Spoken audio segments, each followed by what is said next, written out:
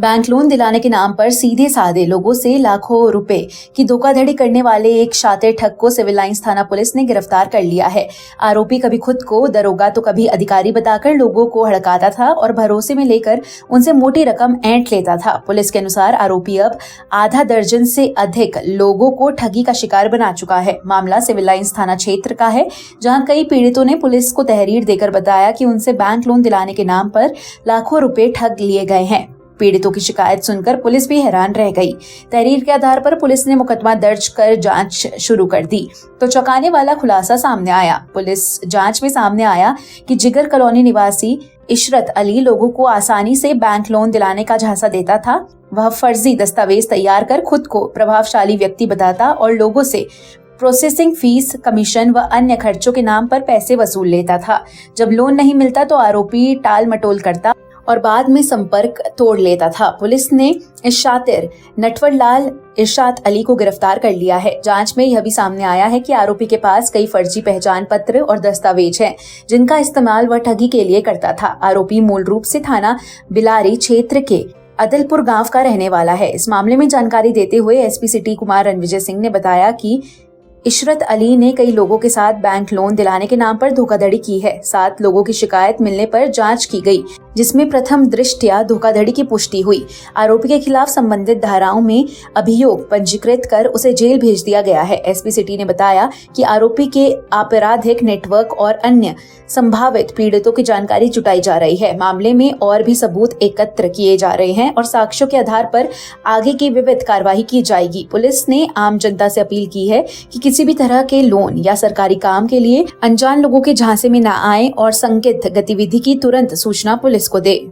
मेरा नाम मोहम्मद आलम है। मोहम्मद आलम जी सिविल लाइन थाने पहुंचे हैं, किस मामले को लेकर पहुंचे हैं आप? सर मेरे ऊपर ठगी तो मेरे साथ की है इशरत अली ने, और उसके साथ साथ मेरे ऊपर, मेरी बेटी के ऊपर, मेरे बेटे के ऊपर, नाबालिग के और मेरी बीवी के ऊपर लूट का मुकदमा लगा दिया कि इसको 10,000 रुपये लूटे तमंचा रख के इसकी कनपट्टी पर। पहले तो हमें ये पता नहीं, 3 बच्चे स्कूल गए होते, शायद उन पर भी लगा देता अगर वो नहीं होते। 1,80,000 रुपये इसी कंडीशन में ठगे हैं इसने कि 1,000 रुपये की फाइल बनेगी, तुम्हारा घर बन जाएगा।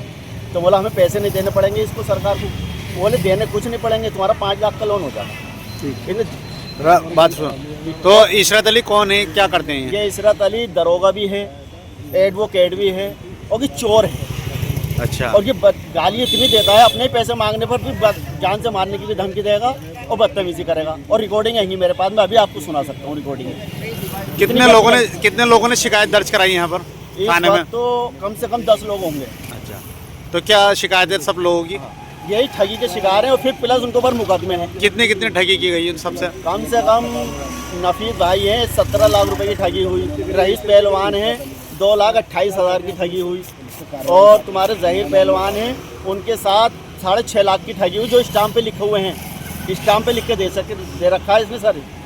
और एक तुम्हारे घोड़े के चौराहे पे है अरकान, उनके 3.5 लाख रुपए, एक पे 1.5 लाख रुपए, 5 लाख रुपए की ठगी उनके साथ। मतलब सब कुछ स्टाम्प है मेरे पास में लिखे हुए। सबकी शिकायत दर्ज हो गई, मुकदमा दर्ज हो गया है सबकी?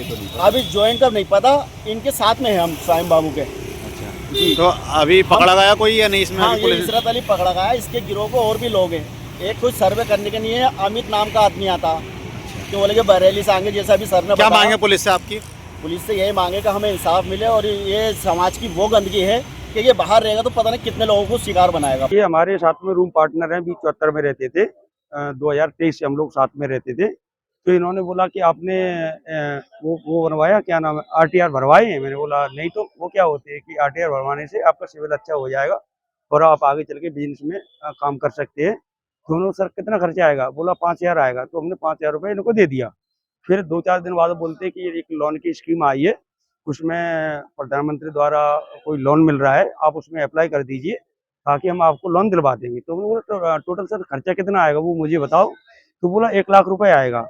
तो हमने बोला सर हम तो बाहर के रहने वाले, मध्य प्रदेश के, हमारा यहाँ से लोन कैसे हो जाएगा? बोला वो हम करा देंगे, कोई इशू नहीं, ऑनलाइन मतलब कहीं से भी करा सकते हैं। तो हमने बोला 1 लाख रुपए अगर कुछ प्रॉब्लम हो गया तो क्या होगा? तो बोला हम आपके पैसे वापस दे देंगे। तो मैंने बोला ठीक है सर। तो हमने इनको 1 लाख रुपए कुछ कैश दिया, कुछ बैंक द्वारा दिया। अब देने के बाद में फिर इनका फोन आता है कि आपका जो सिविल अच्छा है 25 लाख का लोन कराया था। वो बरेली से फोन आया कि आपका सिविल अच्छा है, 10 लाख की उसमें और ऐड हो गया। तो मैंने बोला मुझे इतने पैसे की कोई जरूरत नहीं है, मुझे पैसा लिया है बैंक से तो हमें देंगे और हम एक बिजनेस करना चाहते हैं। तो बोला नहीं हम उसमें कुछ नहीं कर सकते है कि वो तो सिस्टम है। तो मैंने बोला क्या करना उसमें? तो बोला उसमें 25,000 की डीडी लगेगी। तो सर हमने वो भी व्यवस्था की। फिर बोला जो बैंक ऑफ बड़ौदा में आपका खाता खुलेगा उसमें आपके 40 लाख रुपए 40,000 रुपए लगेंगे तो खाता खुलाने के लिए करंट अकाउंट का। सर हमने उनकी ये भी व्यवस्था कर दी। ऐसे करते करते अब ये एक बोले क्या कि आपका 35 लाख का लोन हो चुका है, 5,25,000 5,25,000 हम अपने खाते से डाल देंगे, आपकी हेल्प कर देंगे और आपको लोन मिल जाए तो हमारे पैसे वापस दे देंगे। मतलब ठीक है सर हम दे देंगे। अब 10-15 दिन बाद ये आके बोलते हैं मुझे कि आपको जीएसटी भरनी पड़ेगी जो बिल लगते हैं। तो मैंने बोला हमारे पास तो पैसा नहीं, आपने मुझे कैसे क्यों फंसा दिया? बोला हम उसमें कुछ नहीं कर सकते। तो हमने बोला हमारा लोन कौन कैंसिल किया जाए, हमारे पास पैसे की व्यवस्था नहीं है। कि बोला वो नहीं हो सकता है। तो वो नहीं हो सकता है। तो मैंने बोला हम क्या करें कि कुछ आप पैसे कर लो, कुछ हम आपकी हेल्प कर देंगे। तो एक अमाउंट हमने उनको 30,000 रुपए दे। कितने रुपए थे? टोटल हमसे 7 लाख रुपए ठग लिए अभी तक बैंक द्वारा और कुछ कैश दिया जी। आपके जितने लोग खड़े हैं ये सभी चीजें बताए जा रहे हैं जी बिल्कुल। टोटल कितने रुपए की फोर्जरी की है सर 17 तो मेरे ही है। हाँ 17 लाख तो इन भाई के हैं। इन्होंने मुझे बताया कि 17 लाख श्याम हमसे इन्होंने मकान बेच के जैसे 17 लाख ठग लिए। आपका क्या प्रॉब्लम है?